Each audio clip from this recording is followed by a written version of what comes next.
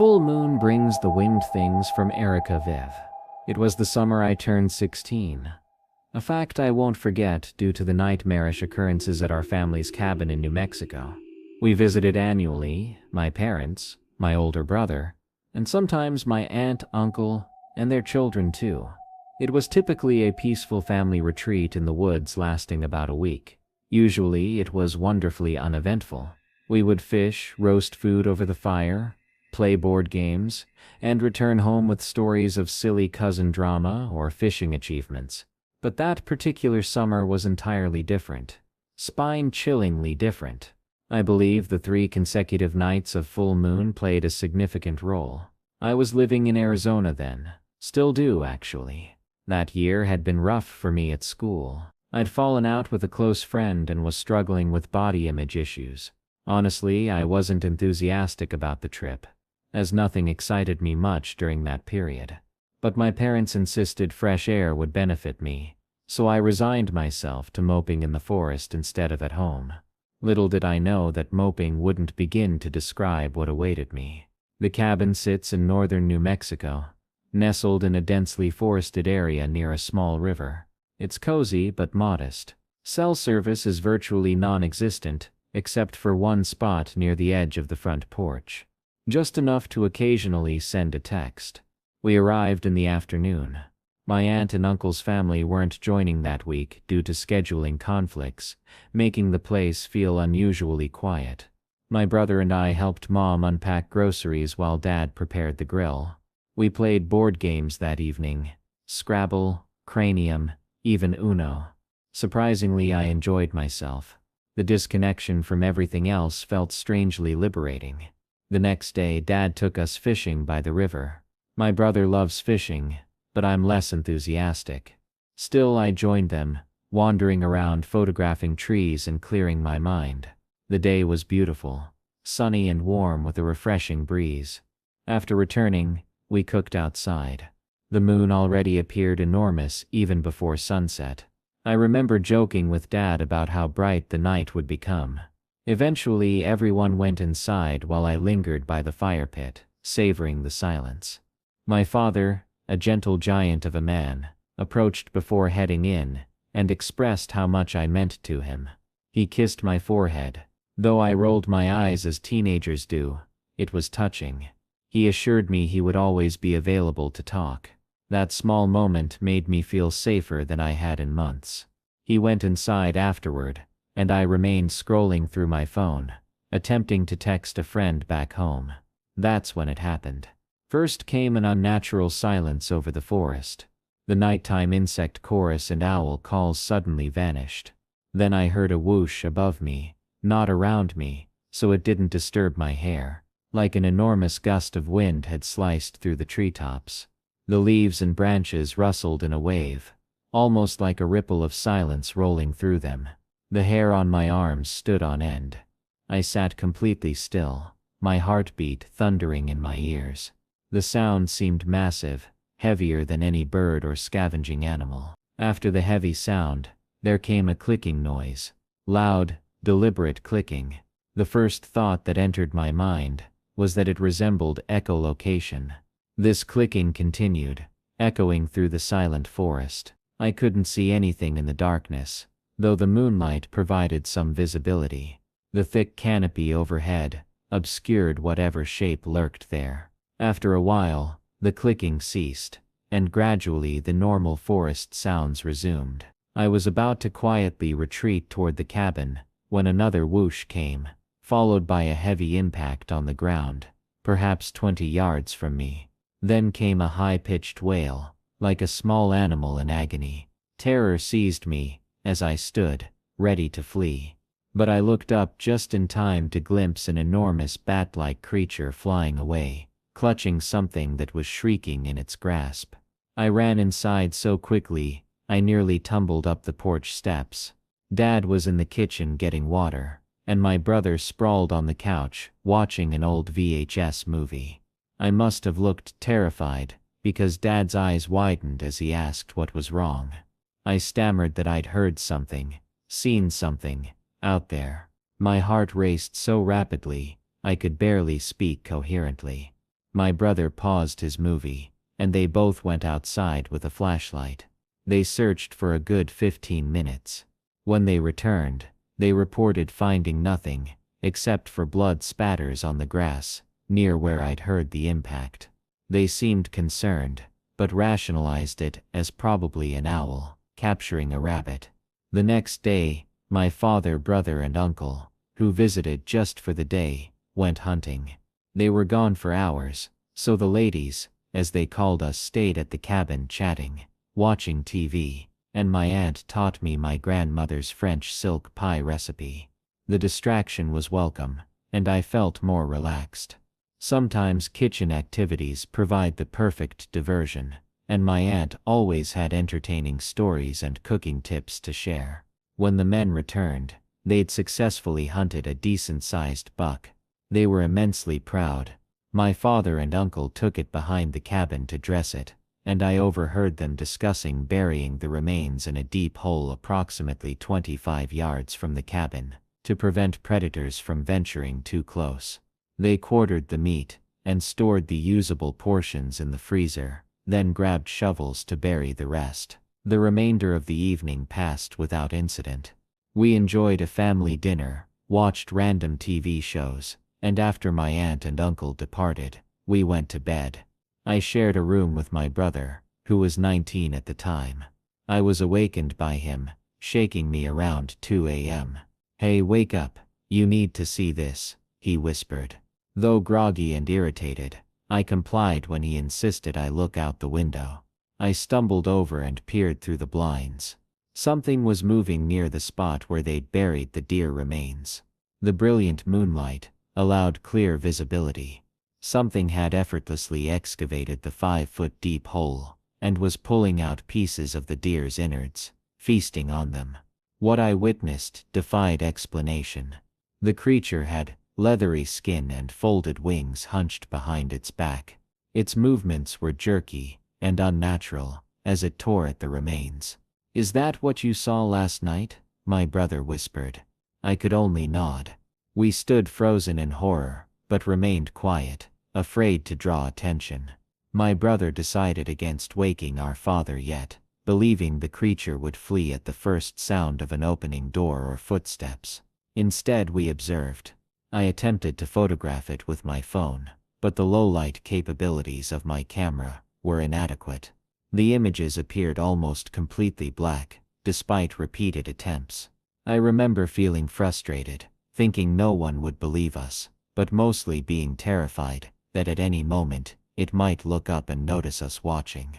Eventually, it either heard something or sensed our presence, or perhaps finished feeding. It stiffened suddenly, then took off with an awkward hop, and flew away into the darkness. The next morning, we told our father everything. My brother, excited by the encounter, suggested staying up that night outside to spot it again, possibly even shoot it. Dad wasn't enthusiastic about the plan. Though he's experienced with hunting rifles, he's not one to confront wildlife recklessly. Still, concerned about my brother attempting something dangerous alone, he reluctantly agreed. "Fine, I'll stay up with you too, just to supervise. But if it gets too late, or too dangerous, we're done." We accepted his conditions. That day felt interminable. I constantly scanned the treetops, half expecting to glimpse something watching us. My brother seemed outwardly calm, but noticeably tense. When night fell, the three of us positioned ourselves outside. Dad placed his rifle against a chair, not aggressively, simply as a precaution. We sat vigilantly, listening, and waiting. Every rustling leaf magnified in the silence, each potentially harboring some winged monstrosity. Dad began nodding off around midnight, snoring loudly, prompting my brother to joke, "He's going to scare it off, with all that noise. The only thing he'll attract is a female Sasquatch." I rolled my eyes, but smiled. We were nearly ready to abandon our watch, when something compelled me to stand. Perhaps just leg stiffness, but the moment I rose, I caught a red glint high in a pine tree's branches. Initially, I dismissed it as cabin light, reflecting from a raccoon's eyes. Then I realized the shape was far too large for any raccoon. I nudged my brother and woke Dad, pointing to what I'd spotted. The figure hung upside down. Its eyes reflected crimson when viewed from certain angles. I could make out a leathery, wrinkled face with a snout-like feature. When its mouth opened, small objects glinted in the moonlight. It was at least the size of a large dog, but with wings folded tightly around its body. Dad reached for his rifle, but barely moved it, before the creature instantaneously spread its wings and launched itself with one powerful movement. Its hearing, or sensory perception, was uncannily acute. It detected our slightest motion. We watched it disappear into the night sky, all three of us standing in stunned silence. We informed Mom the next morning. Her reaction combined skepticism with dawning belief, as she recognized our sincerity. We discussed it throughout our remaining stay, and occasionally afterward, though classmates merely laughed when I mentioned it at school, dismissing it as horror movie influence. But I know what I saw. My father and brother know too. We still visit that cabin periodically, though coincidentally, never again during a 3-night full moon. To this day, we've never experienced anything similarly terrifying. I'm approaching 30 now. Looking back, I'm grateful for how my family handled the situation. They believed me, supported me, and stayed up to verify what I'd witnessed. It validated that I wasn't imagining things. Something extraordinarily real lurks in those woods. I believe it's a massive predatory bat, though I sometimes wonder if it's an undocumented creature that only emerges under specific conditions, like full moons. It remains both the most frightening and fascinating thing I've ever encountered. I don't wish to see it again, nor would I want anyone else to face such a creature.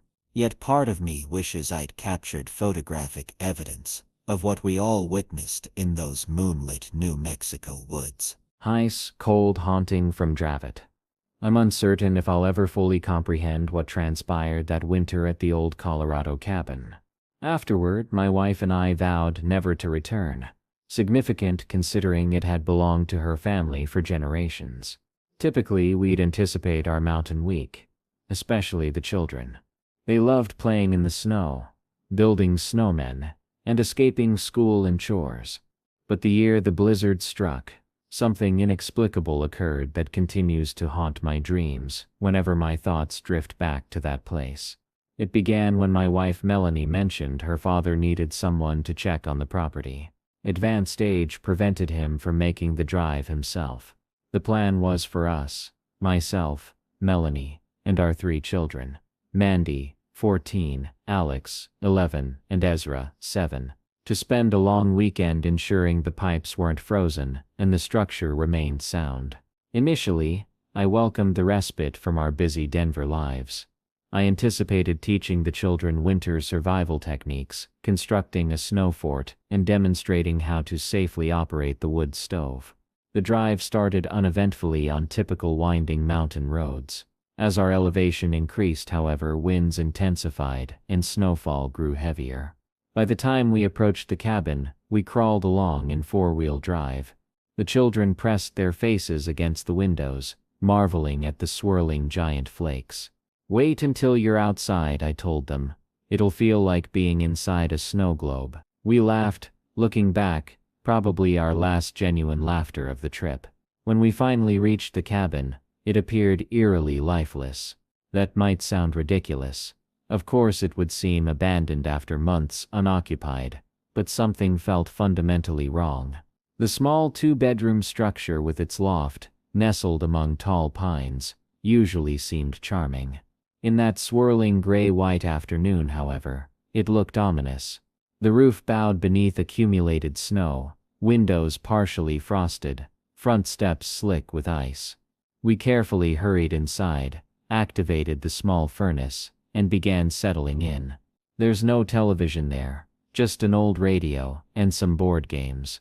Melanie prepared hot chocolate for the children, while I brought in our luggage. The first unsettling incident occurred almost immediately. I noticed the large carved crucifix that had always hung near the fireplace was missing. In its place was a dark smudge on the wall, as though something had burned there. I asked Melanie if her father had removed the cross for some reason. "He has no idea," she replied. "You know how devout he is."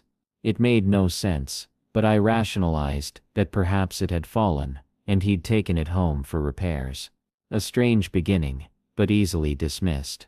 That night, the snowfall intensified beyond anything I'd previously witnessed. We ate dinner, canned soup, as we didn't yet trust the old oven, and played games with the children.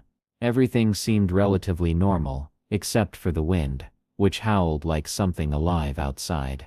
The structure must have been aging, or the storm worsening, because the windows began rattling. Alex asked if we should check for leaks, so I conducted a quick inspection. The loft appeared secure, with no window cracks or other issues.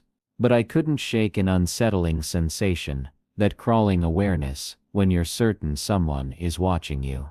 Later that night, after everyone had gone to bed, I awakened to a strange noise, distant banging, as though something were pounding the exterior walls.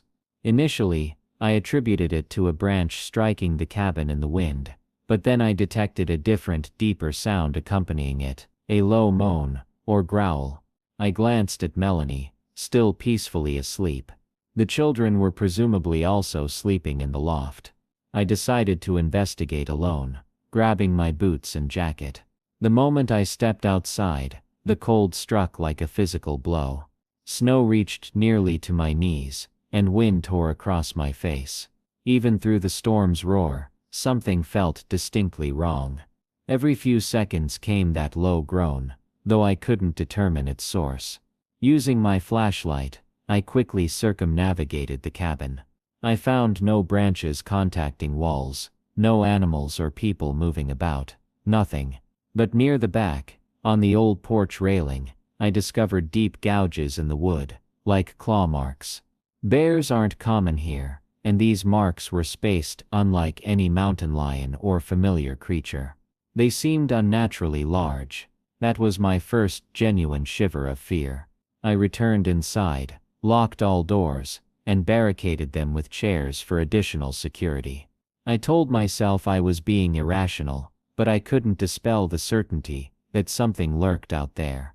The next morning, I told Melanie. She appeared concerned. "Dad never mentioned anything like that," she said, before joking, "Maybe what you heard was a ghost." Though she smiled, her worry remained evident. We spent the day shoveling snow around the entrance to prevent becoming trapped. The children built a snowman, while I attempted to bury my concerns in routine tasks, tending the fire, checking the generator. I'd almost convinced myself the claw marks might have come from an oversized raccoon, or something subsisting on refuse.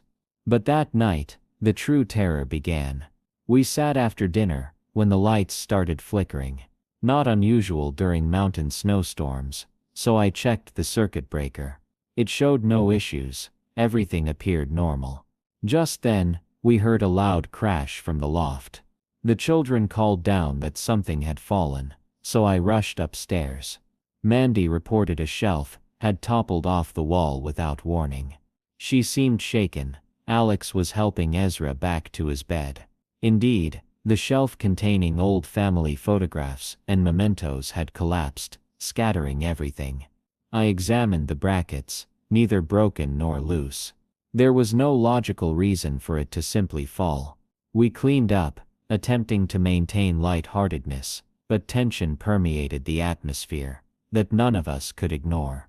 Around 11 p.m., after the children had gone to bed, Melanie read by the fire, while I browsed a magazine.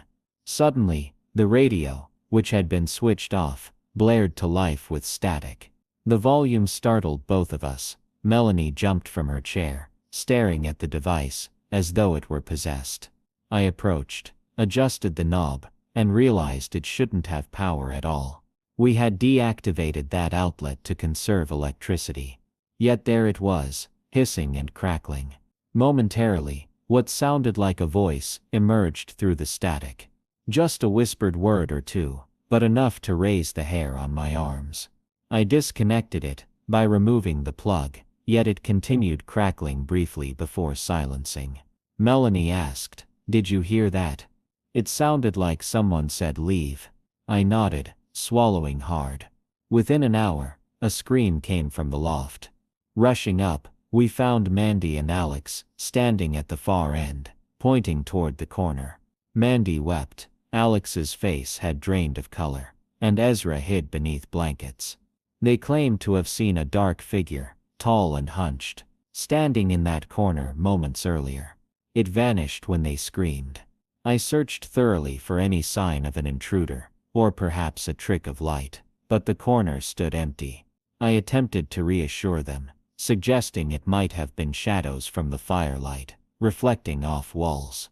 But I didn't believe my own explanation. I knew something was fundamentally wrong with this place. We all decided to sleep downstairs, together in the living room. I provided extra blankets for the children, and Melanie and I remained semi-vigilant, drifting in and out of consciousness. Around 3 a.m., I heard the banging again, this time seemingly originating from within the walls rather than outside. I rose with my flashlight and quietly moved through the cabin. Repeatedly, I glimpsed something in my peripheral vision, a dark shape moving through shadows. Twice I pivoted with my light, only to find empty rooms. My stomach knotted with dread. We weren't alone. Finally, just before dawn, as the storm slightly abated, I made a decision. We were leaving. I woke Melanie, telling her to pack. She didn't question it. We roused the children, who eagerly complied. The wind had diminished enough that we could feasibly navigate the roads, despite challenging conditions. We gathered our belongings, with unprecedented speed, and headed for the door. As I stepped onto the porch, I glanced back inside one final time. In the dying firelight's flicker, I glimpsed a humanoid figure, standing in the hallway. Featureless, except for glowing eyes. It remained motionless, neither pursuing, nor retreating. Just watching. I slammed the door, and we barely managed down the mountain, sliding on icy roads. An immense relief washed over me once we reached the main highway. The children, though frightened, appeared to relax as the cabin disappeared from view. Melanie and I agreed to explain everything to her father. Privately, she confessed, "I never want to return there. Ever." I concurred completely. We related these bizarre occurrences to her father. The missing crucifix, the possessed radio, collapsing shelf, wall banging, and shadowy figure. He listened silently, his expression darkening. While he never explicitly stated belief, I noticed his hands trembling slightly. Eventually, he admitted his own father had experienced something evil in the cabin years earlier. That was sufficient confirmation for me. Several years have passed without our return, not even for a day visit. The children never mention it. I still wonder about that place occasionally, whether it's truly haunted, whether something malevolent inhabits those walls, whether the mountain itself harbors a curse, or if we experienced some storm-induced mass hysteria. But whenever I recall that final moment, witnessing that indistinct shape in the hallway, I cannot dismiss it as imagination. Whatever it was existed tangibly, and it wanted us gone. It succeeded. As far as I'm concerned, that cabin can remain vacant indefinitely. If some dark force lurks in the Colorado mountains, we have no intention of confronting it again. I hope anyone who visits there arrives prepared for what might be waiting in the darkness. Because once you encounter something like that, your perception of reality permanently alters. Not a bear from Sloan after a devastating period in my life. I found myself in a dilapidated cabin in the Ozarks.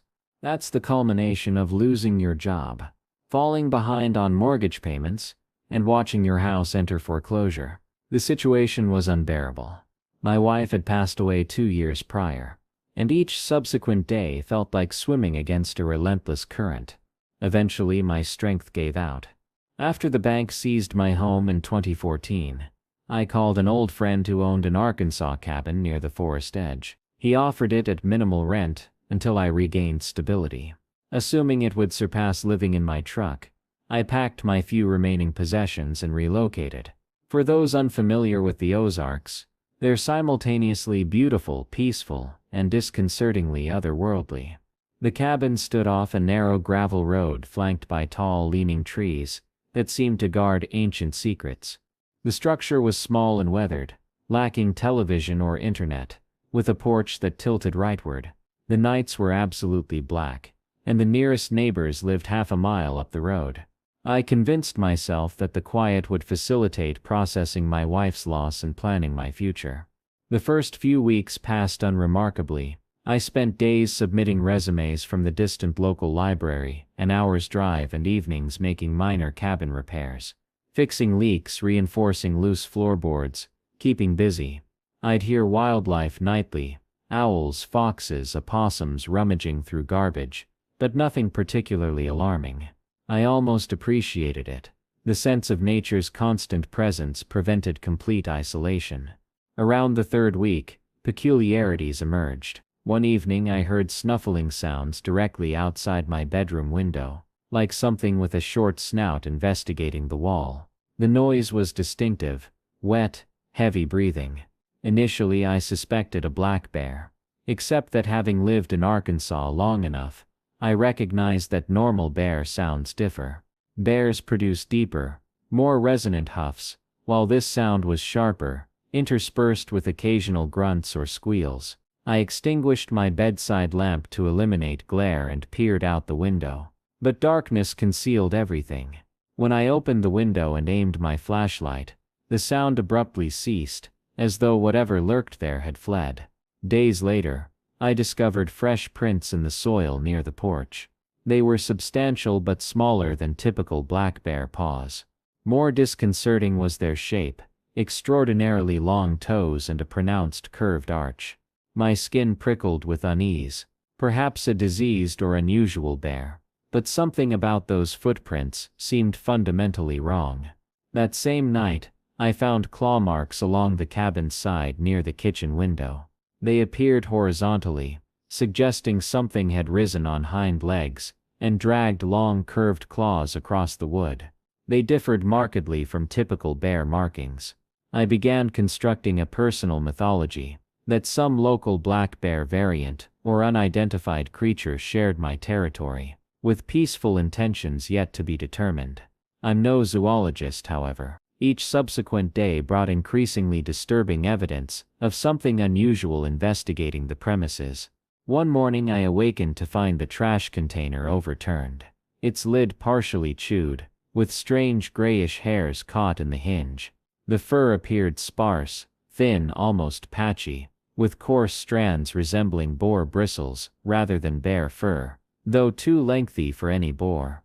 The nightly visits intensified over weeks, occurring 3 or 4 times weekly. I'd hear shuffling footsteps beyond the porch. Occasionally, when moonlight permitted, I'd glimpse a broad, hunched form moving between trees. Though I never obtained a clear view, from brief glimpses I determined it had a heavy frame, hog-like snout, and patchy fur suggesting disease. It profoundly disturbed me.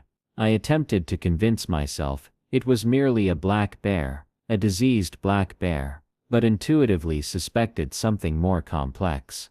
One night, I heard deep, ragged grunting near the back door, frustrated sounds, as though it attempted entry without success. Clutching my baseball bat, I owned no firearms then, I cautiously approached the door. A moment of stillness ensued, whatever waited outside, and I inside, separated only by thin wood. I detected its low, snuffling breaths. My heart pounded audibly. Then, as before, it departed, leaving me perspiring profusely. The situation escalated when it began clawing windows nightly. I'd awakened to nails scraping glass, suggesting it sought entry and was testing potential access points. Once it left smears on the window, a greasy, foul-smelling residue, requiring extensive cleaning. I began dreading nightfall, lighting candles throughout the cabin more for psychological comfort than illumination, as though additional light might deter the entity. When it wasn't prowling, I confronted my own misery, grief for my wife, financial stress, uncertainty about my future. The cabin sometimes felt imprisoning, but I remained because of affordability and limited alternatives. My friend offered indefinite accommodation, and pride prevented me from seeking family members' charity. I persevered, hoping the creature would eventually lose interest. Then came the most harrowing night, the one that nearly destroyed me. By late March, temperatures had moderated, and the surrounding woods exuded aromas of damp foliage and fresh sap. I paced the porch with coffee, attempting to enjoy the tranquility. Yet the familiar prickling sensation returned, that intuitive awareness of being observed. Predictably, branches cracked to my left. I directed my flashlight there, glimpsing that shape, large and hunched, covered in sparse patchy fur, with its short hog-like snout. This time, it stood merely 20 feet away, partially concealed behind a tree. When our eyes met, it emitted a continuous grunt that gradually escalated to a high-pitched screech. With one enormous stride, it charged toward me. Panic overwhelmed me. I dropped my flashlight and sprinted from the porch, hoping to circle back to the cabin entrance before it intercepted me. My boots slipped in mud. I heard the creature's breathing and snapping branches closing the distance. I weaved between several thick pines, adrenaline solely sustaining my movement. Heavy footfalls, if they could be called that, pounded directly behind me, and I felt hot breath on my neck. I sharply navigated around a tree, nearly colliding with its trunk. Spotting the cabin's porch light peripherally, I propelled myself forward, half sliding and half running toward the door. Miraculously, I reached the porch, yanked the door open, and hurled myself inside. My shoulder struck the frame painfully, but I ignored it, kicking the door shut and engaging the bolt. I collapsed to the floor, gasping desperately. Outside, the creature released a bone-chilling howl, a deep moan concluding with a pig-like squeal. It remained so close, I heard the porch wood creak beneath its weight. My entire body convulsed. I listened, heart thundering, as it scratched and clawed at the door for several seconds. I prayed it wouldn't break through.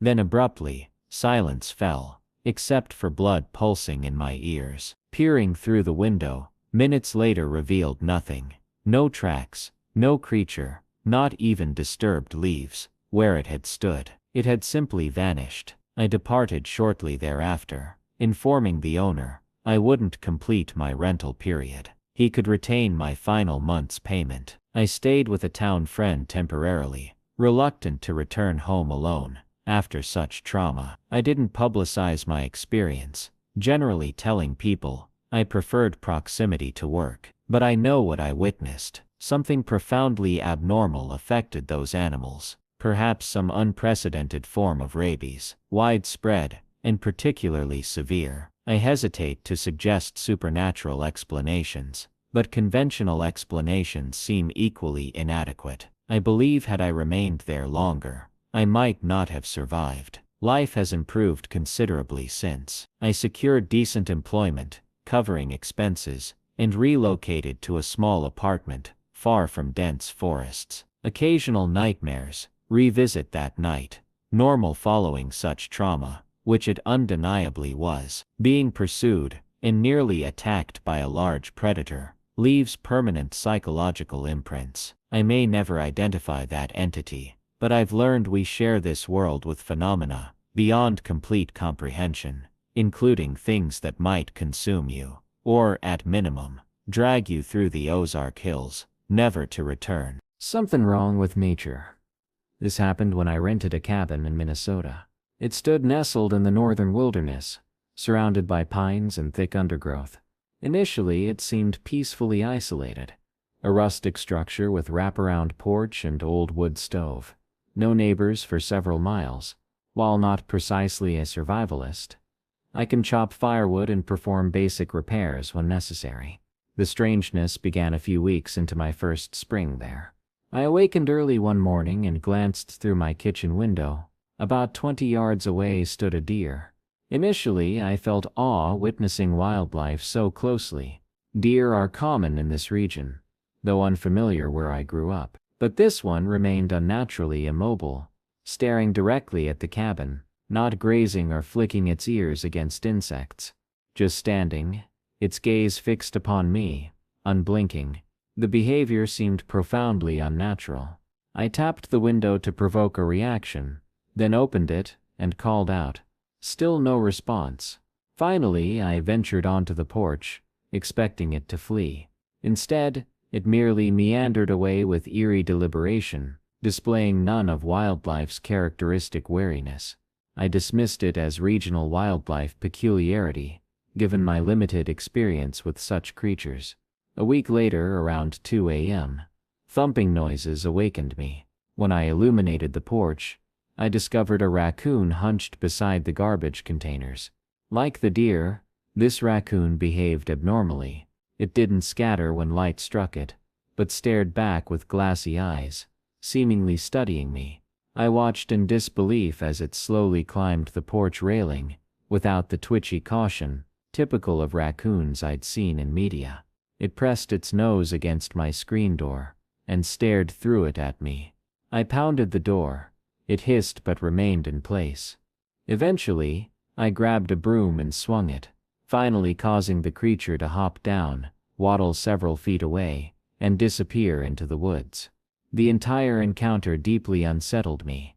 Subsequently, more animals exhibited strange behavior. Squirrels would perch on fence posts for hours, oriented toward the cabin as though listening.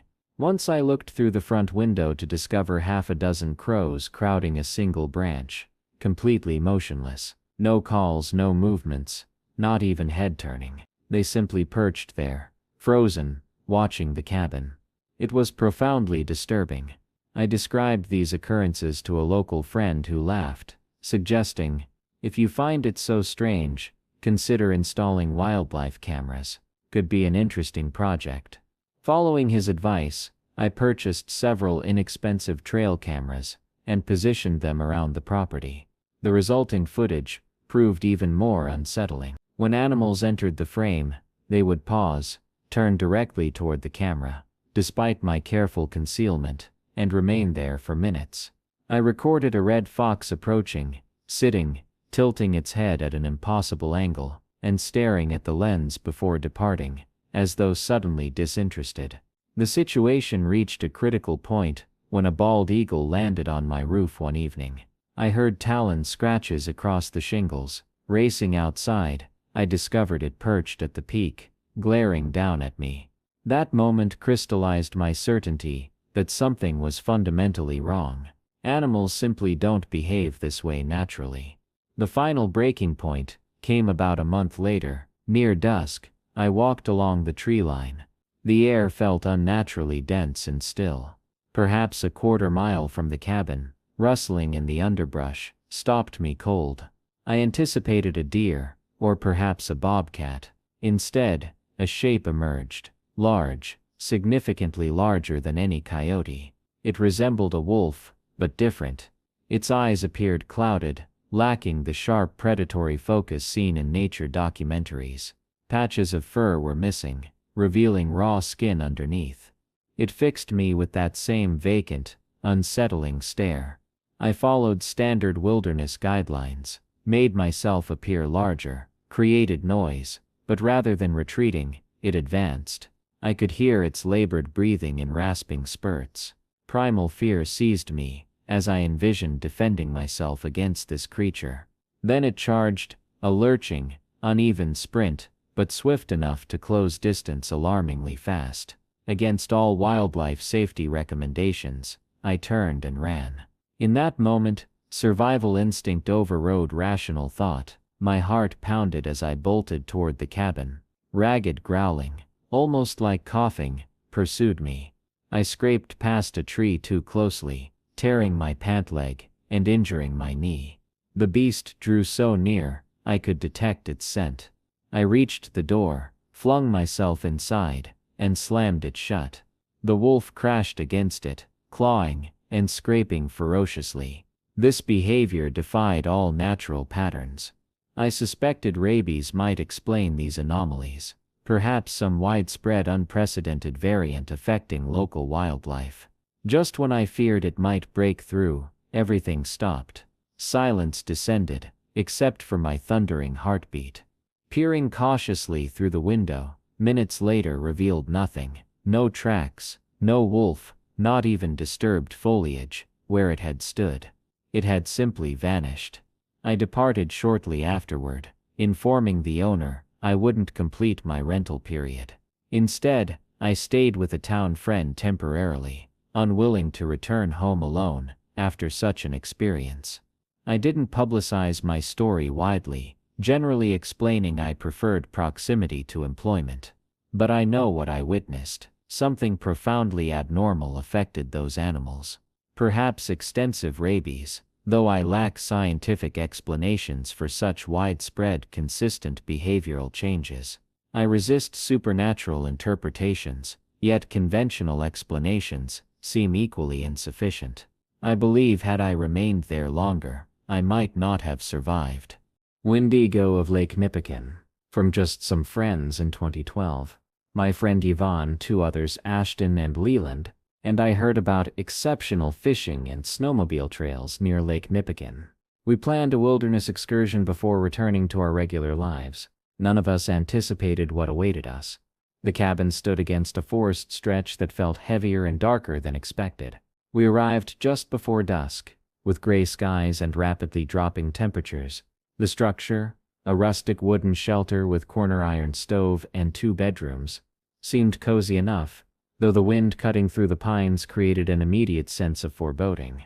The first incident occurred early the following morning when Leland woke me saying, "Come check this out." Outside, fresh snow displayed footprints.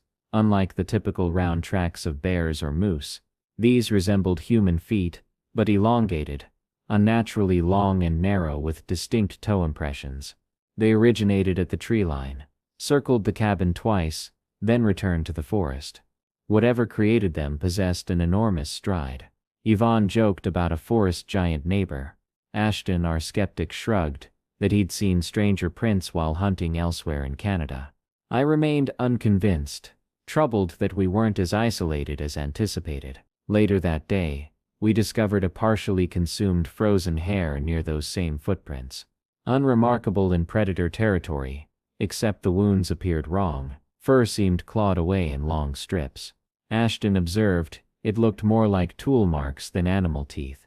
This prompted him to question locals in the nearest town about recent predator activity. One elderly gas station attendant's face darkened as he muttered something about the Windigo. We dismissed it as local folklore, a spooky tale for tourists and children. We were visitors, not fools.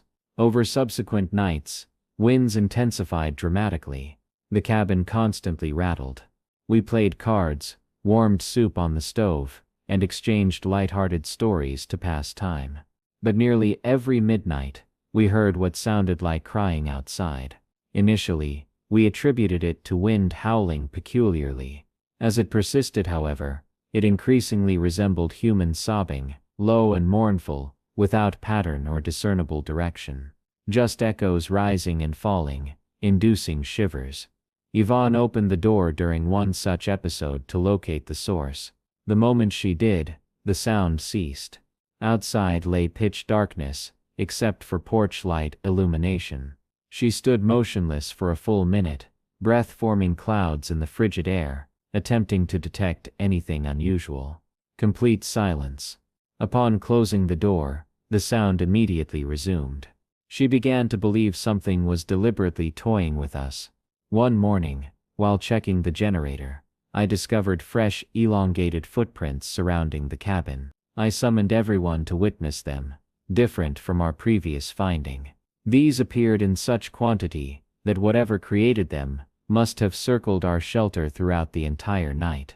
We exchanged uneasy glances while maintaining composure. What wild animal would circle a structure so persistently, and for such duration? Yvonne and I began alternate night watches, leaving window blinds slightly ajar to monitor the tree line.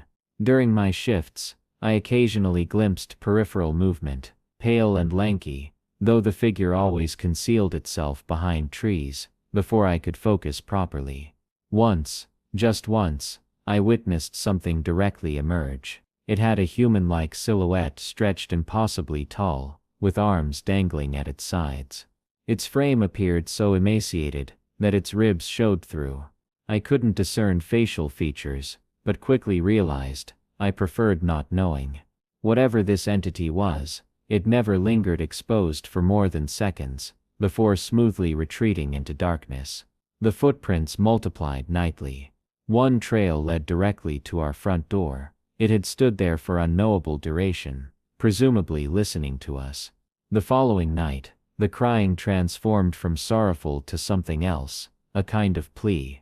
I thought I detected words embedded within the sounds, though I couldn't decipher them. It conveyed pain and anger simultaneously. None of us slept properly by this point. We debated abandoning our trip, despite having prepaid for the cabin. Ashton insisted we simply needed caution, perhaps carrying deterrent spray as precaution. On our 6th day, Leland and Ashton attempted ice fishing, but returned prematurely, visibly shaken. Leland remained nearly silent.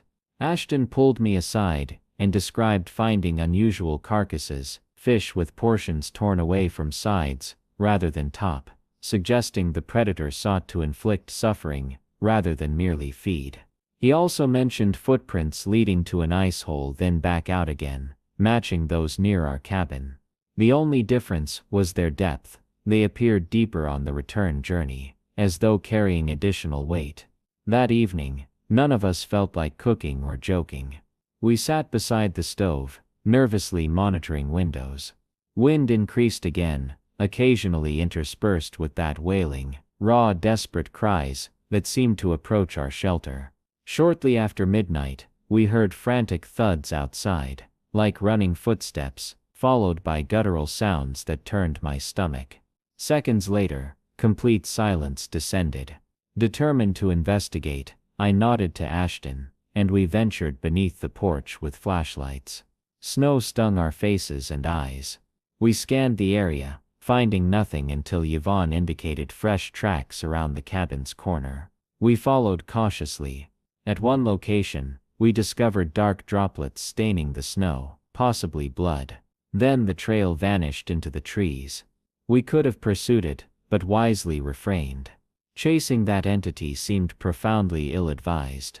The next day, with less than 2 days remaining on our rental, I convinced everyone to depart early.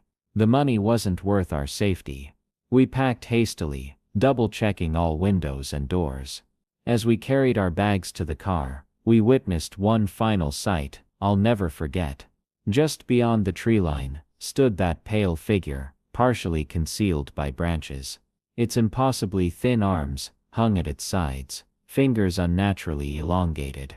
Its face appeared skull-like, with deeply sunken eyes. It trembled as though weeping, though I heard nothing. For a moment, inexplicably, I felt compassion, just briefly. I sensed profound despair emanating from it, as though it wanted me to understand its condition. Eventually, Yvonne grabbed my arm, urging me toward the car. We departed, spraying powder behind us. Nobody spoke until we reached the highway. Leland finally mumbled about never wanting to re-enter the wilderness. Yvonne stared silently through her window. I glimpsed tears in her eyes. Ashton white-knuckled the steering wheel, as though fleeing apocalypse. I believe in that moment, we all recognized we had encountered something fundamentally cursed. Cute bats in social media videos may charm you, but multiply their size several times, and glimpse one watching you from forest darkness, and you'll reconsider the boundary between life and death.